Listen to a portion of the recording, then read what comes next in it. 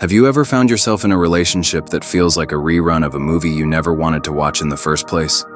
You look at the person across from you, and you feel this pull, this intense connection, but at the same time, there's a familiar ache of anxiety, a sense of having to work for love, of not being able to fully relax.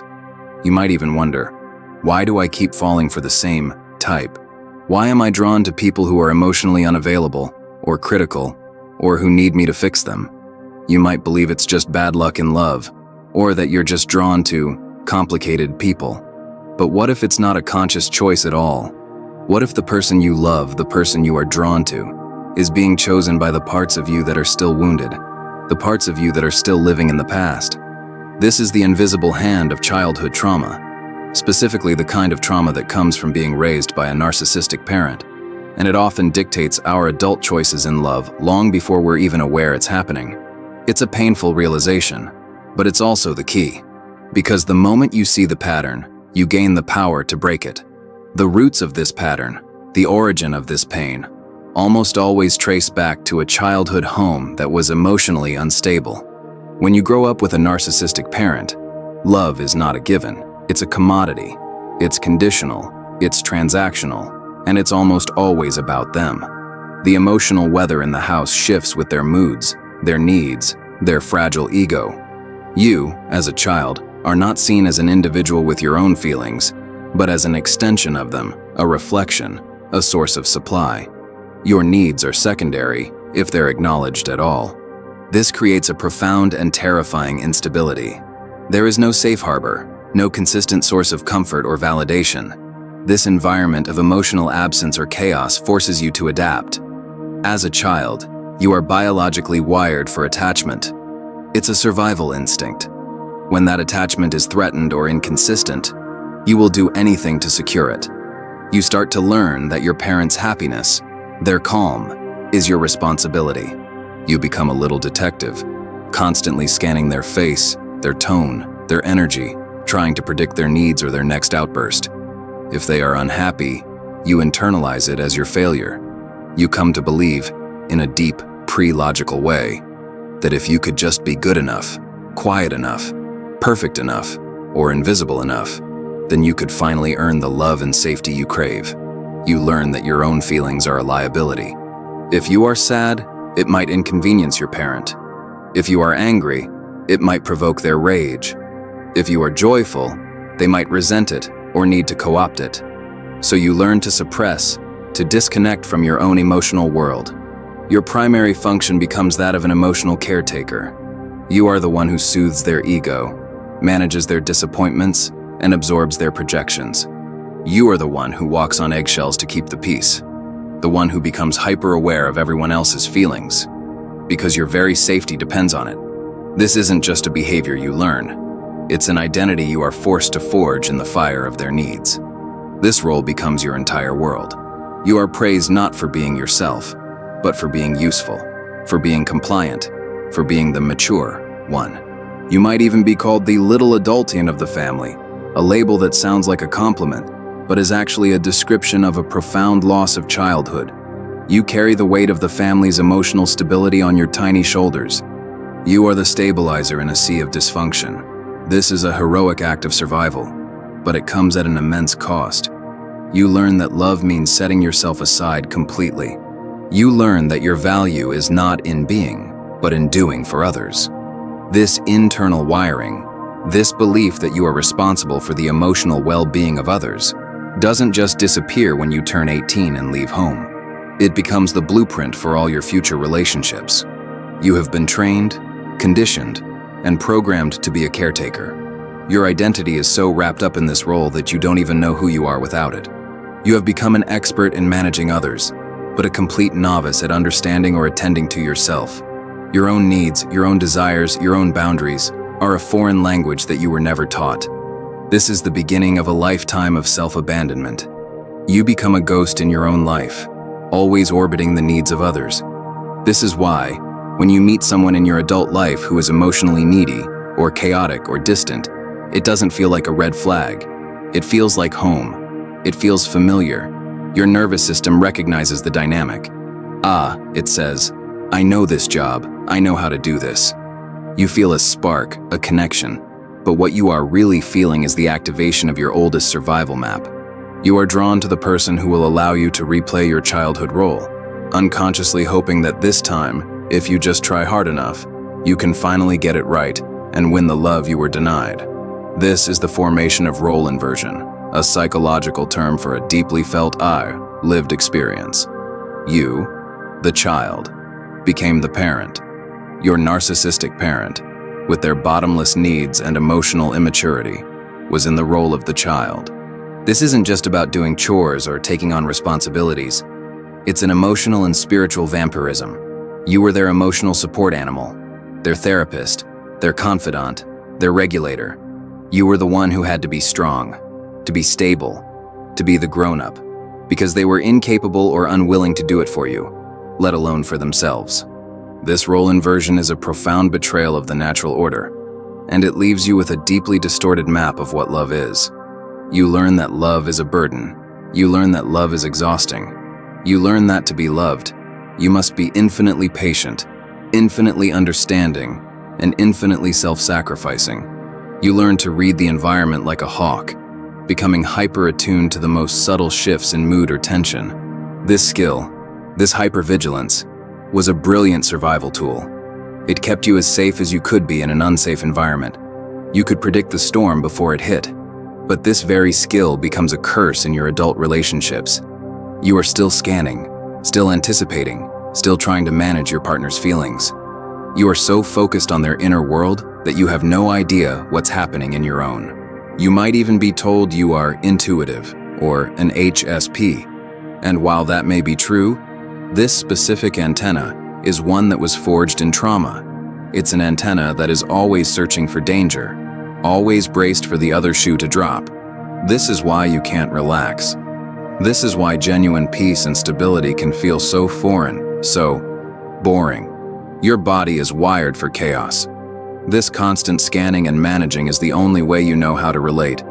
When you meet someone who is healthy, stable, and emotionally available, you may feel no chemistry. This is because they are not giving your inner caretaker anything to do. They are not a project. They are not a puzzle to be solved or a wound to be healed. They do not trigger your familiar survival patterns, and so your nervous system, which equates familiar with safe, doesn't know what to do. It registers this healthy dynamic as a threat, or simply as a blank. You are a locksmith who has only ever been given broken locks, and suddenly you are faced with a door that is already open. It's disorienting. Conversely, the person who is distant, who is hot and cold, who has potential but is deeply wounded, they feel like a challenge. They feel like a soulmate. Your trauma recognizes their trauma. You feel that pull because your inner child is whispering, "This is the one. If I can heal them, if I can get them to love me, it will retroactively heal the original wound with my parent." It's an unconscious drive to fix the past by controlling the present. You mistake this intense, anxious, obsessive energy for deep love, but it is actually the desperate striving of your trauma. The role inversion also means you have no concept of your own needs being valid. In your childhood, your needs were a problem. They were an inconvenience to your parent who needed you to take care of their needs, so you learned to have no needs. You became the low-maintenance one, the easygoing one, the one who never asks for anything. You carry this into your relationships, believing that to ask for something, to have a boundary, to say no, is to risk abandonment. You believe that your partner's love for you is contingent on your ability to be endlessly accommodating. You become the ultimate giver in relationships, but it's a giving that is rooted in fear, not in genuine generosity. You give to get, not in a manipulative way, but in a desperate, childlike way. You give care, hoping to receive care. You give understanding, hoping to be understood. You give and give and give, and when your partner, who is often a taker, the other side of the narcissistic coin, doesn't reciprocate, you are left feeling depleted, resentful, and invisible. You are replaying the exact dynamic of your childhood, starving for a scrap of emotional bread from someone who has none to give. This is the tragedy of parentification. You became an expert at parenting everyone except yourself. You can organize someone else's life, solve their problems, and soothe their pain. but you are completely lost when it comes to your own. You have been in the role of the adult for so long that you have completely forgotten, or perhaps never even met, the child who still lives inside you, the child who is still waiting, still watching, and still desperately needing to be taken care of. These mechanisms have names, though we often live them without knowing what to call them. This is parentification. This is hypervigilance. These are trauma responses. But knowing the clinical terms is less important than understanding the felt sense of them. It's the feeling of your heart jumping into your throat when your partner uses a certain tone of voice. It's the automatic, "I'm sorry," that tumbles out of your mouth, even when you've done nothing wrong. It's the exhaustion that settles in your bones, the exhaustion of a lifetime of performance, of holding your breath, of waiting for the next crisis. This is a survival response, and it was a brilliant one. It kept you alive. The problem is that this survival response has become your default mode. You are still living as if you are in danger, even when the original danger is gone. Your nervous system is stuck in on. Your body is a clenched fist. This isn't a personality flaw. It's a physiological imprint of your history. You are not too sensitive or crazy. You are a human being who adapted perfectly to an insane environment, and now you are trying to use those same adaptations in a world that, you hope, is safer. But your body hasn't gotten the memo yet. It's still fighting a war that is long over. This is why you choose the partners you do. Your survival response is seeking the familiar. It's seeking the dynamic that it knows how to navigate. The unavailable partner allows you to continue your role as the pursuer, the one who works hard to earn love. The critical partner allows you to continue your role as the perfectionist, the one who is always striving to be good enough. The chaotic, victim partner allows you to continue your role as the rescuer, the caretaker, the one who is strong and competent. These roles are painful, but they are familiar. And for the nervous system, familiar often feels safer than the unknown. The psychological mechanism at play is a deep, unconscious belief that you are fundamentally unworthy of love as you are. Your childhood taught you that your authentic self, the self with needs, feelings, and boundaries, was unlovable. It was rejected, punished, or ignored. So, you created a different self, a false-eyed self, a performer, to get your needs met. This is the self you present to the world, and it's the self you bring into your relationships. You are terrified that if you were to show your true self, your partner would leave. And in a tragic self-fulfilling prophecy, you are often drawn to partners who would leave on because they, as like your parent, are not capable of loving an authentic, whole person. This is the core wound, the disconnect from your own authenticity. You don't trust yourself because you were taught that your perceptions were wrong. Gaslighting. You don't know your own needs because you were taught they were selfish. You don't know how to set boundaries because you were taught that boundaries were a form of betrayal. Your entire identity has been built around other people. You are a mirror, reflecting back what everyone else wants to see. But when you look at yourself, you see nothing. This is the profound emptiness, the inner void, that so many adult children of narcissists carry. You try to fill this void with your relationships. You project all your hopes for healing, for validation, for unconditional love onto your partner. You make them your everything, which is an impossible burden for any one person to carry. And when they inevitably fail to be the perfect, all-loving parent you never had, the wound is ripped open again. The pain is so intense because it's not just the pain of the current breakup or argument. It's the accumulated, unmourned grief of your entire childhood. This is why these patterns are so sticky. You are not just fighting a bad habit. You are fighting your oldest survival programming, your core beliefs about yourself, and your unhealed developmental trauma. It's a deep, systemic, and unconscious drive. You are not choosing these partners with your conscious adult mind. You are choosing them with your wounded, inner child's heart, a heart that is still trying to get water from a dry well. The only way to break this cycle is to turn and face the mechanism itself. It's to see, with compassion and clarity, that you have been operating from a place of survival. It's to recognize that the spark you feel is often a trauma response. It's to understand that the people you've been choosing are not bad people, but they are the right people to help you see where you are still wounded. They are the messengers, showing you the exact work that needs to be done. This brings us to identity formation, or rather, the deformation of identity that happens in a narcissistic family. To survive, you had to become a performer. You developed a mask, or perhaps a whole wardrobe of masks, to navigate the impossible demands of your home.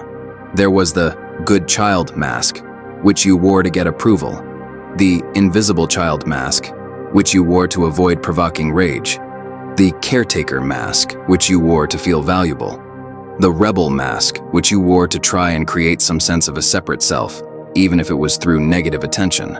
This performance becomes so second nature that you mistake the mask for your face. You become the high achiever, the straight A student, the one who is so together, or you become the helper, the one who is so selfless. Your entire sense of self, your identity, is built around this external validation. It's built on doing, not being. You get praise for your grades, your helpfulness, your compliance, but you never, ever get validated for your authentic self, your feelings, your messy, imperfect, human core. This is what we mean by self-disappearance. The real you, the one with unique thoughts, feelings, and desires, had to go into hiding because it was not safe for that self to exist. This performer identity is what you carry into adulthood.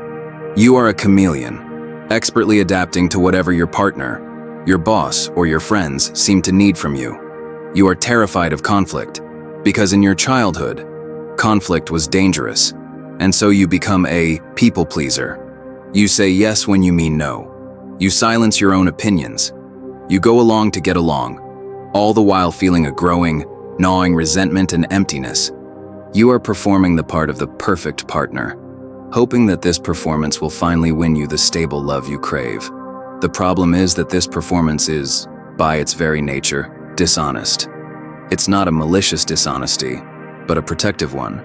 You are hiding yourself, and you cannot build a genuine, intimate connection with another person while you are in hiding. You might be loved, but you never feel loved, because you know, on a deep level, that they don't love you. They love the mask you are wearing, and this just reinforces your core belief that your true self is unlovable. This is the cycle that keeps you stuck. You choose a partner who needs your performance, either by demanding it, like a critical partner, or by being so broken that they need your caretaker mask. You perform for them, exhausting yourself in the process, until you are empty. You are terrified of showing them the real you, the tired, angry, needy person under the mask. You are so afraid of being abandoned, just as you were abandoned emotionally as a child. This fear of abandonment is the engine that drives the entire machine. You live in a state of constant, low-grade dread. Dread of being found out. Dread of not being good enough. Dread of making a mistake. Dread of your partner's displeasure. Your identity is a house of cards, built on the unstable ground of someone else's approval.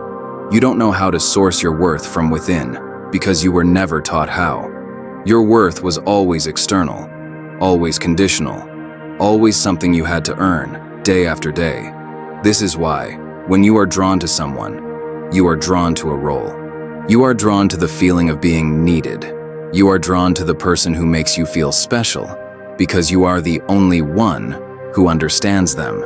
This is the performer identity being activated. It sees a stage, it sees a part to play, and it leaps at the chance. It's a chance to feel valuable, to feel like you have a purpose, but that purpose is always in service of someone else. The way out of this is to begin the terrifying, essential work of asking, who am I underneath the performance? What do I want? What do I feel? What if I stopped performing? What if I just was? This is the beginning of reclaiming your lost identity. It's the beginning of a journey from self-disappearance to self-presence. It's the moment you start to realize that you are not the role you play. You are not the helper, the fixer, or the performer. You are the person underneath, and that person is worthy of love, just as they are. And underneath all of this, underneath the roles and the masks and the survival mechanisms, is the silent wound of the inner child. This is not a metaphor. This is the part of you that is frozen in time. It is the part of your psyche that holds all the unmet needs, the unexpressed grief, and the profound loneliness of your childhood. This is the part of you that is still waiting for mommy or daddy to come and save you, to see you, to tell you that you are good and that you are loved. This child is the one, in a very real sense, who is driving your adult decisions. This inner child is the source of your deepest vulnerabilities and your most painful patterns. When you meet someone new and you feel that intense, all-consuming spark, that is your inner child screaming, "This is it. This is the one who will finally give me what I've always needed." This child doesn't have the logic or the experience of an adult. It operates on pure, raw, unmet need. It sees a person who vaguely resembles the parent who wounded them, and it thinks, "This time, I will make them love me. This time, I will win." This is why you tolerate behavior in your adult relationships that your conscious, adult self knows is unacceptable. Your adult self sees the red flags, but your inner child is in charge. And that child is terrified of abandonment.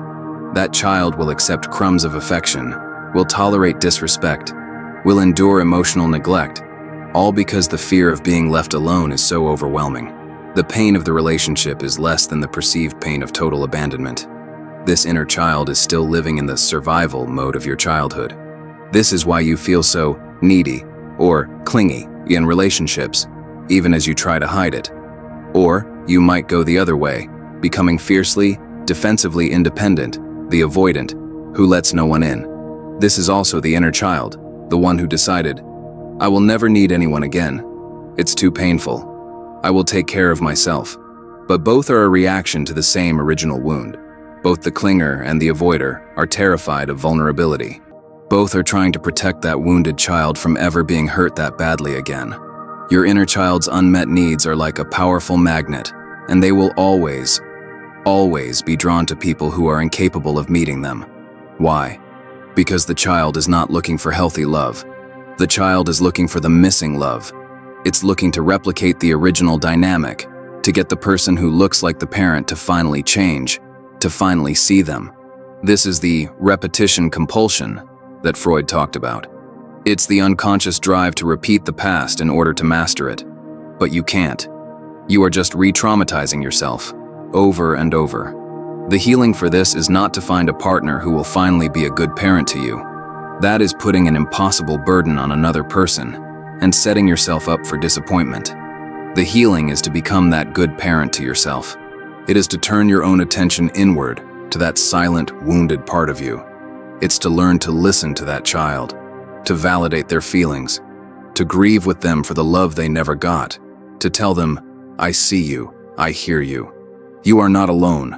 I will take care of us now." This is the beginning of reparenting. It's the adult you stepping in and providing the safety, security, and unconditional love that your inner child has been searching for in all the wrong places. When you start to do this, when you start to fill your own cup, your desperation for someone else to do it for you begins to fade. You stop being a magnet for unavailable people because you are no longer starving for love. You are being fed by yourself. And so, these patterns manifest in adulthood in ways that are both heartbreaking and predictable. In your relationships, you are drawn to the fixer-upper. You find people who are emotionally wounded, addicted, or just going through a hard time. You become their therapist, their coach, their cheerleader, their parent. This feels like love to you. It feels like purpose, but it is your trauma in disguise. You are avoiding your own wounds by focusing on someone else's. You are proving your own value by being the strong one, but you are slowly dying of emotional exhaustion. When it comes to trust, you have none. How could you? The first people you were supposed to be able to trust, your parents, were the ones who were unsafe. So you either trust everyone, naively, with a childlike hope that this person will be different, and you get your heart broken again, or you trust no one. You build a fortress around your heart. You are suspicious. You wait for the betrayal. You even provoke fights or test your partner to see if they will leave, because at least then you will be in control of the abandonment. You are never ever at peace. Your self-worth is in the gutter. It's non-existent, or it's tied completely to external validation. Your partner's mood, your boss's feedback, the number of likes on a post. These are the things that determine if you are good or bad on any given day. You don't know how to generate a stable sense of your own value from the inside. This is why you are so susceptible to love bombing. When someone comes on strong, telling you you're a goddess or a soulmate, it's like a drug to your starved ego. You ignore the red flags because the validation feels so good, not realizing it's the classic setup for a narcissistic cycle of idealize, devalue, discard, and then there's rest. You don't know how. To you, rest is lazy. Rest is selfish. Rest is dangerous. Your value, you learned, is in your doing. So you are a workaholic, a chronic overfunctioner. You are on 24/7. Your nervous system is so jacked up on cortisol and adrenaline that calm feels wrong. This manifests in your relationships as you doing all the work, all the planning, all the emotional labor. You can't sit still and just be with a partner. You are always trying to improve the relationship, work on things, or manage their experience. Your emotional regulation is all over the place because you were taught to suppress your feelings. You don't know what to do with them when they inevitably bubble up. So you either numb with food, with work, with scrolling, with alcohol, or you explode. You are the calm, accommodating one for weeks, months, even years, until you can't take it anymore, and you erupt with a rage or a grief that is so disproportionate to the current situation because it's not about the current situation. It's the suppressed pain of a lifetime, coming out sideways. This is the adult manifestation of your childhood. It's not in the past. It is here, now. It's in your body, in your nervous system, and it is in the driver's seat of your love life. You are not choosing who you love. Your trauma is, your unmet needs are, your unhealed inner child is, and your adult self is just along for the ride, wondering why you keep ending up in the same ditch.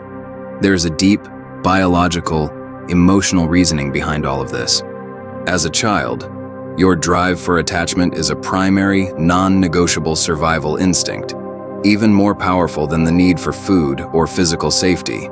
A child's psyche will do anything to maintain this attachment to the caregiver, because in the wild, abandonment equals death. This is not logical, it's primal. So, when you are a child with a narcissistic parent, a parent who is unsafe, critical, or emotionally absent, you are faced with an impossible choice. The parent's message, spoken or unspoken, is, "I will only love you, I will only keep you safe if you are who I need you to be." This means the child must make a terrible sacrifice. To maintain the attachment, to survive, the child must sacrifice their own authenticity. They must disconnect from their true self, their real feelings, their own needs, because that true self is not acceptable to the parent. The child essentially chooses connection, survival, over authenticity, self. This is the great primal wound, the original self-betrayal, and it is done in the name of survival. This choice becomes the operating system for the rest of your life. You carry this unconscious equation into adulthood. Authenticity, abandonment, performance, love. You don't even know you're doing it. You enter a relationship, and as soon as you feel a real connection, the old programming kicks in. You start to perform. You start to chameleon. You start to silence your needs, hide your feelings, and become who you think your partner wants you to be. You are still, at 30, 40, 50 years old, sacrificing your authentic self to secure the attachment. This is why you are so drawn to partners who are, on some level, rejecting. The person who is emotionally unavailable, the person who is critical, the person who keeps you guessing. They are the perfect candidate for your trauma. They are forcing you to work for the attachment. This activates your survival programming. Your whole system goes into high alert, and it produces a cocktail of adrenaline, cortisol, and dopamine that is highly addictive. This anxiety, this chase, this is what you have learned to misinterpret as love or passion. It's not. It's your trauma response. A partner who is healthy, stable, and authentic, one who offers you love without performance, is deeply threatening to this system. Your biological programming has no map for this. It's like, wait, you love me, for me, just as I am, without me having to do anything.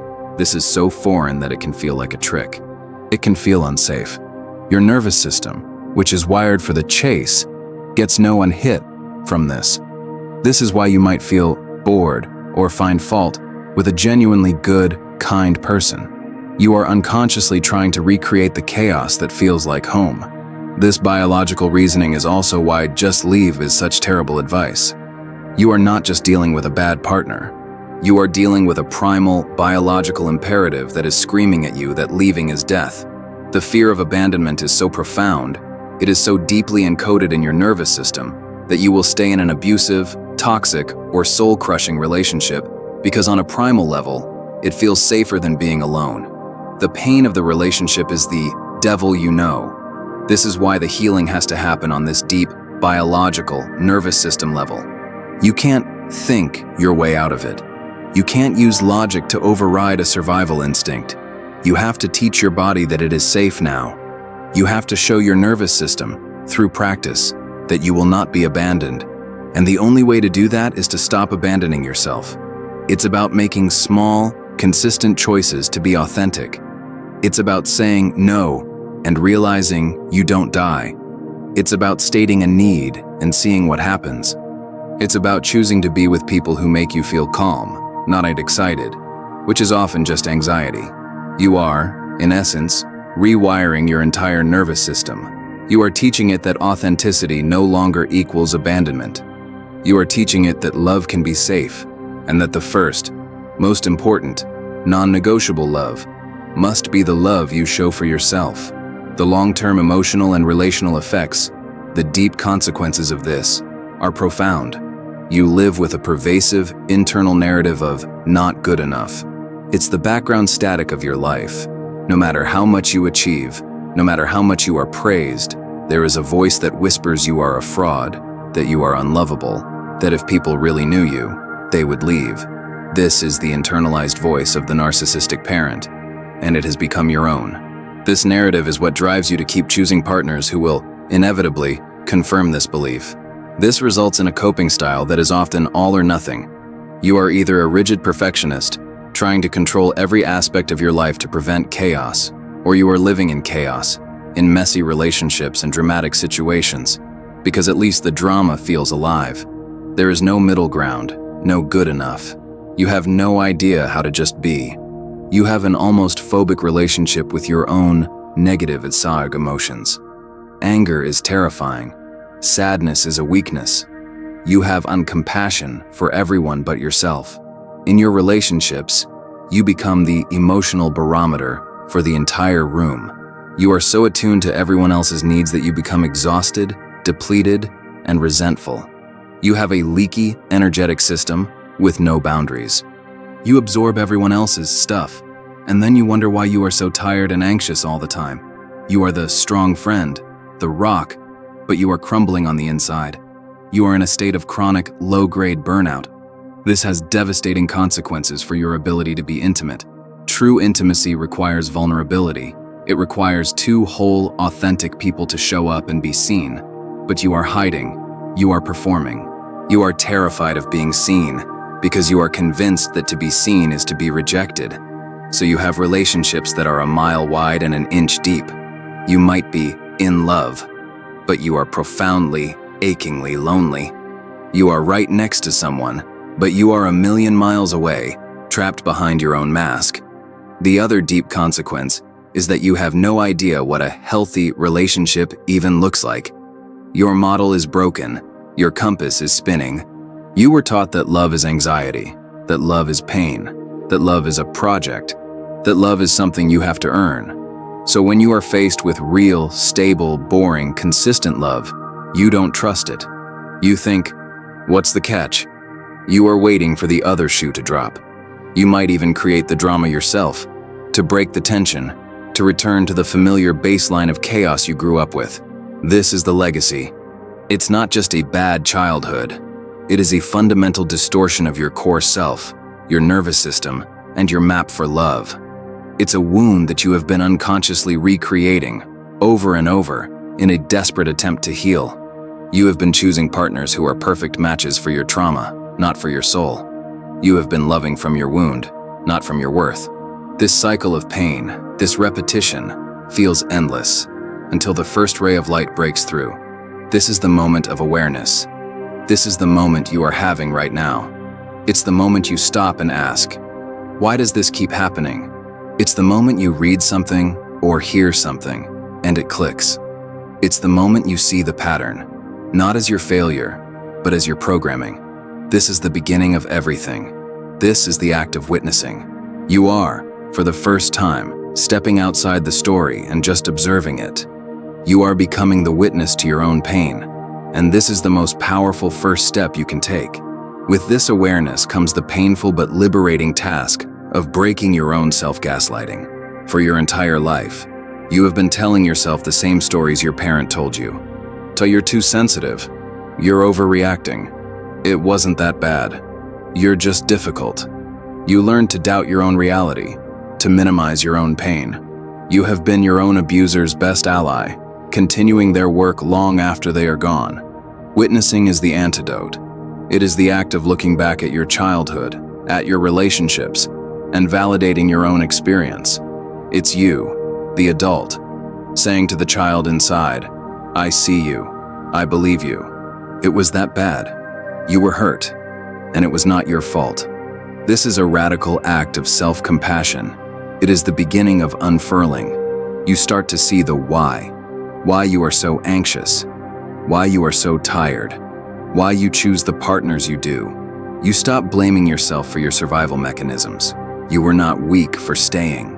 You were not stupid for falling for it. You were a child, and then an adult, operating from a deep, primal, and brilliant survival map. You did what you had to do to survive, and now you can learn a new way. This new awareness is your compass.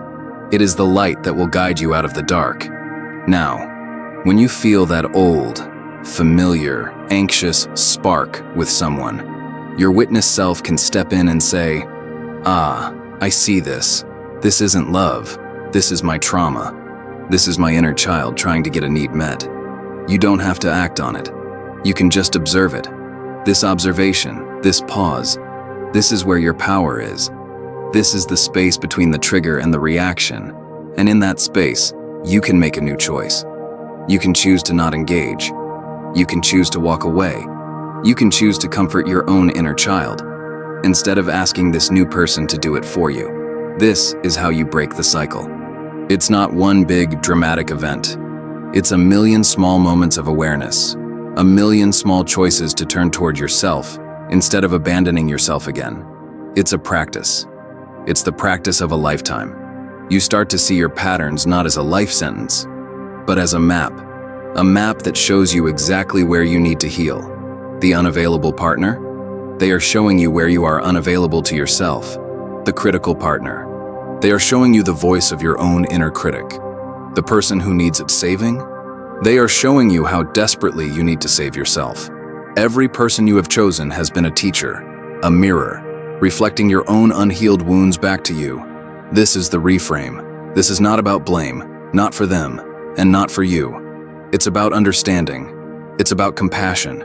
It's about seeing this entire journey. This, how childhood trauma chooses who you love, as a sacred, painful, and ultimately, a hopeful path. It's the path of your soul trying to get your attention. It's the path that is, finally, leading you back home, back to yourself. And if this is resonating with you, if you feel that painful, hopeful ache of recognition, I just want you to take a breath and know you are not alone in this. This is a silent journey for so many of us. That feeling of always having to be the strong one, of having to perform, it's an incredibly heavy burden. So, I want to ask you a question. When did you first realize that your type was actually your trauma? If you feel comfortable, I'd love for you to share in the comments. Just a simple, I am seeing the pattern. You don't have to share any details, but by writing it, you are validating your own story. And you are letting so many other people in this community know that they are not crazy and they are not alone. It's a way we can all witness each other. This wound is often most hidden in the high-functioning adult. On the outside, you are the one who has it all together. You are the successful one, the reliable one, the one who never complains, the one who is always there for everyone. Your life looks perfect, but on the inside, you are running on empty. You are driven by a relentless inner critic and a deep, abiding fear of failure and disapproval. This high-functioning self is not a self at all. It's a survival mechanism. It's the performer identity, polished to a high shine. You are still that child, desperately trying to earn your right to exist by being perfect and useful. Inside your relationships, this is where the cracks show. You are the one who does everything. You manage the finances, the schedules, the emotional labor. You are drawn to partners who are, to put it kindly, less functional. They need you. This allows you to stay in your competent caretaker role. It feels safe. It feels familiar. You get to be the good one, the strong one. But you are also deeply resentful, lonely, and untouched. Your partner loves what you do for them, but you have no idea if they love you. And you are too afraid to stop doing, in case you find out. This high-functioning wound is one of chronic responsibility. You feel responsible for everything. Your partner's bad mood, your fault, your friend's crisis, your job to fix. You are carrying the weight of the world, because as a child, you were responsible for the emotional world of your family. You have no off switch. The idea of letting go or surrendering is terrifying. If you let go, who will hold it all together? You are trapped in a prison of your own competence, and you are deeply, profoundly emotionally suppressed. You are fine. You are good. You are okay. You have no other words for your feelings. You intellectualize your emotions. You can talk about sadness, but you cannot feel sadness. To feel your own feelings is to risk falling apart, and your whole identity is built on not falling apart. So you soldier on, a high-functioning, successful, and deeply numb human being, starving for a connection you don't even know how to ask for. This is why, when you are choosing a partner, you are choosing someone who will not challenge this. You are choosing someone who is happy to let you be the adult. You are choosing someone who will not ask you to be vulnerable, because they are not vulnerable themselves. You are choosing a partner who will maintain the status quo, who will allow you to continue to perform, to continue to suppress, to continue to avoid your own deep, deep pain. This is the wound of the perfect child, who was never allowed to be a child. The one who got all the praise, but none of the love. The one who was admired, but never seen. And your adult relationships are a reflection of this. You are still performing, still striving, still hoping that this time, this person, will be the one who finally sees the real, messy, imperfect, and terrified child underneath the high-functioning armor. And this legacy shows up in the most subtle, physical ways. It's in the way you hold your breath when you're about to send a text, bracing for the response. It's the constant, low-level tension in your shoulders, the readiness for a fight that never comes. It's the way you find yourself seeking permission for the smallest things. Is it okay if do you mind if You are still, as an adult, checking the emotional temperature of the room, still making sure you are not in trouble. This is the legacy of living on eggshells. Your nervous system is hardwired to scan for threat. So, in your relationships, you are a mind reader. You are constantly trying to anticipate your partner's needs, their moods, their desires. You are trying to get it right, to be the perfect partner, so that they will never have a reason to be displeased with you, to leave you. This is an exhausting, full-time job, and it is the job you have been training for your entire life. This legacy of permission-seeking is so insidious. You don't feel like you have a right to your own needs. You feel that you must earn rest, earn pleasure, earn love. You see your needs as a burden on your partner. So you keep quiet. You say, it's fine, when it's not fine. You accommodate and accommodate and accommodate until you are a pretzel of a person, and you don't even remember what your original shape was. This is why you are drawn to partners who take up a lot of space. The big personalities, the ones with big feelings, the ones with big problems. They allow you to stay in your familiar, small, supporting role. You are the stage crew, the audience, the producer, but never the star. You are drawn to people who are, in essence, selfish, because it is the dynamic you understand. It is the dynamic of your childhood. Your parent took up all the space, and you learned to be small, to be the supporting cast in their show. And so you live your adult love life as a supporting character. You are constantly giving your partner permission. You build them up. You support their dreams. You manage their lives. And you tell yourself this is love. You tell yourself this is supportive. But it is the one-way street of your childhood, dressed up in adult clothes. You are still that child, seeking permission to exist by making yourself indispensable. This is the path of healing, the reparenting process. It is the moment you stop looking out there for the love, the safety, the validation you've always craved, and you turn in here. It is the adult you, the one who is reading this, the one who has survived, who now turns to that wounded inner child and says, "It's over. I'm here.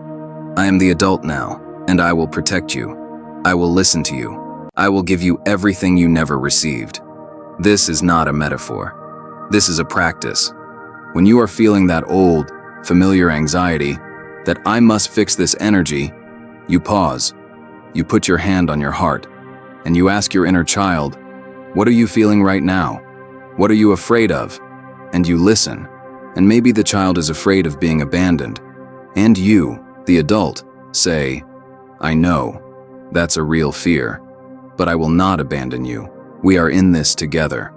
This reparenting process is about giving yourself what was not given to you.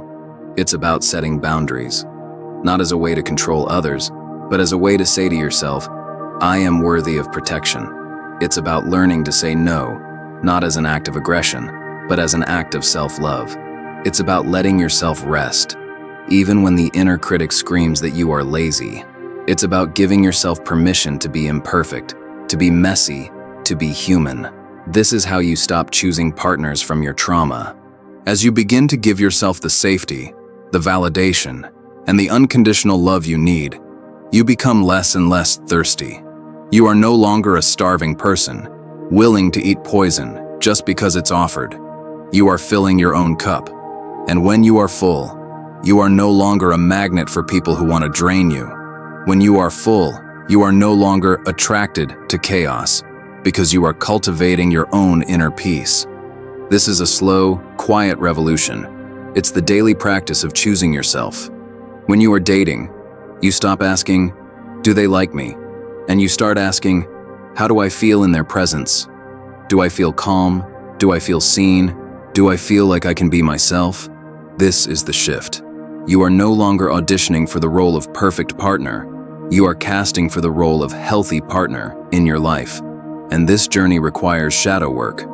It requires you to be willing to turn toward the pain you have been running from your whole life. You have been choosing chaotic partners because that chaos is a wonderful distraction. The drama of the relationship, the highs and lows. It keeps you from having to feel the profound, gaping, terrifying grief of your childhood. The grief of not being loved. The grief of not being seen. The grief of not being protected. Shadow work is the act of turning, with radical honesty, and sitting with that grief.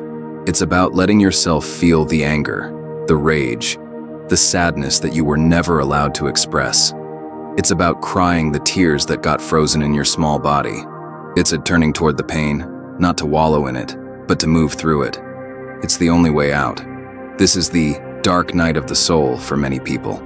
It's the moment you stop blaming your partners, and you stop blaming yourself, and you are just left with the raw, original wound. It's terrifying, but it's also the place of your greatest power. Because when you can sit with your own pain, when you can hold yourself in your own grief, you become your own healer. You no longer need someone else to save you from your feelings, because you know you can save yourself. This is when your type changes. You are no longer drawn to the fixer-upper, because you are busy fixing yourself. You are no longer drawn to the unavailable partner, because you are now available to yourself. You are no longer drawn to the critic, because you have silenced your own inner critic with compassion. The shadow work, the grieving, it burns away the false me attractions. It purifies your desires. It leaves you, for the first time, free to choose from a place of wholeness, not from a place of lack. So let's look at some concrete relational examples. You find yourself in a relationship with someone who is chronically misunderstood. They are a tortured artist or a victim of their past. You are the only one who gets in them. You spend all your energy defending them, supporting them, managing their life. This is your parentification wound. You are in the caretaker role. You are drawn to this because it makes you feel special and needed. But you are exhausted, and your own needs are completely ignored. Here's another. You are with someone who is hot and cold. They love bomb you, make you feel like the center of the universe, and then they pull away. They get distant, they get critical, they get busy.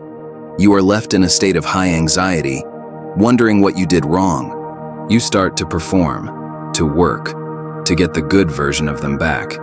This is your childhood. This is the intermittent reinforcement of the narcissistic parent. It is highly addictive, and you are mistaking this anxiety for passion, or this one. You meet someone who is kind, stable, and boring. They text you back. They call when they say they will. They are emotionally available. And you feel nothing, or worse, you feel anxious. You find yourself picking them apart, finding fault. He's not smart enough. She's not ambitious enough. You are sabotaging it because your nervous system is so wired for chaos that this peace feels like death. This is your trauma, terrified of the unknown, terrified of a love that doesn't require you to suffer for it. Here's the most common one. You are with someone who is just like your parent. Maybe not in the obvious ways, but in the felt sense. They are critical, just like your mother. Or they are emotionally absent, just like your father. You are consciously complaining about this, but unconsciously, you are drawn to it. This is the repetition compulsion. Your inner child has chosen this person, this stand-in, to finally win the battle you lost as a child. You are trying to get this person to change, to finally give you the love you were denied, but you are just replaying your trauma. This is how it works. Your trauma is not just in your head. It's in your picker. It's in your type. It's in your chemistry. The patterns you are drawn to are a direct reflection of the wounds you are carrying. The person you choose is often the person who is uniquely qualified to trigger your deepest, unhealed pain. And this is not a curse. This is a gift. It is a blinking neon sign, pointing you directly to the work you need to do. And this work begins by asking different questions. You have spent your whole life asking, how can I get them to love me? What do I need to do to be worthy? How can I fix this? These are the questions of the wounded child. The healing begins when you start to ask the foundational questions of the adult. You are on a date or in a relationship, and you start to ask, how do I feel in my body when I am with this person? Do I feel expansive and calm? Or do I feel small and tight? You start to explore your own emotional needs, maybe for the first time. What do I need to feel safe? What does respect actually feel like? What does a boundary even mean to me? You stop trying to be the perfect partner, and you start trying to be an honest partner. When you do that, I feel this is radical. You are no longer performing. You are being. You are showing up in your truth. This is a profound shift. You are moving your center of gravity from out there, in them, to in here, in you. Your who you love is no longer chosen by a desperate, unmet need for validation. It's no longer chosen by a primal fear of abandonment. It's no longer chosen by a script that was written for you in childhood. You are starting to ask, who is this person? And who am I with this person? And is this really what I want? And this is transformation. It's not a lightning bolt. It's a slow, steady dawn. As you do this work, as you reparent your inner child, as you sit with your shadow, as you learn to ask the right questions, new patterns emerge. You do meet someone who is kind and stable, and because you have been cultivating your own inner stability, it no longer feels boring. It feels like peace. It feels like home, not the chaotic home of your childhood, but a new home, one you are building inside yourself. You find that you are no longer attracted to the old type. That spark of anxiety now feels like a warning sign. You see the fixer-upper, and instead of feeling a pull, you feel compassion, but you also feel a clear, strong no. You are no longer available for that job. Your energy is now reserved for yourself and for relationships that are mutual. You learn that love is not a project, it's a partnership. Safety becomes your new sexy. You are drawn to people who are consistent, who are honest, who have done their own work. You find that you can be your authentic self. You're messy, imperfect, human self. And they stay. They don't leave. They don't punish you. This is the new experience. This is the corrective emotional experience where you have been craving, but you are not getting it from them. You are getting it with them because you are first giving it to yourself. This is when you know you are healing. When your type changes. When you are no longer choosing from your trauma, but from your wholeness. When the person you love is not an assignment from your past, but a choice from your present. You are not looking for someone to complete you because you are busy completing yourself. You are looking for someone to share your completeness with. And in this process, you may find wisdom in external places that confirms your internal journey. You might hear a quote, like one from Rumi.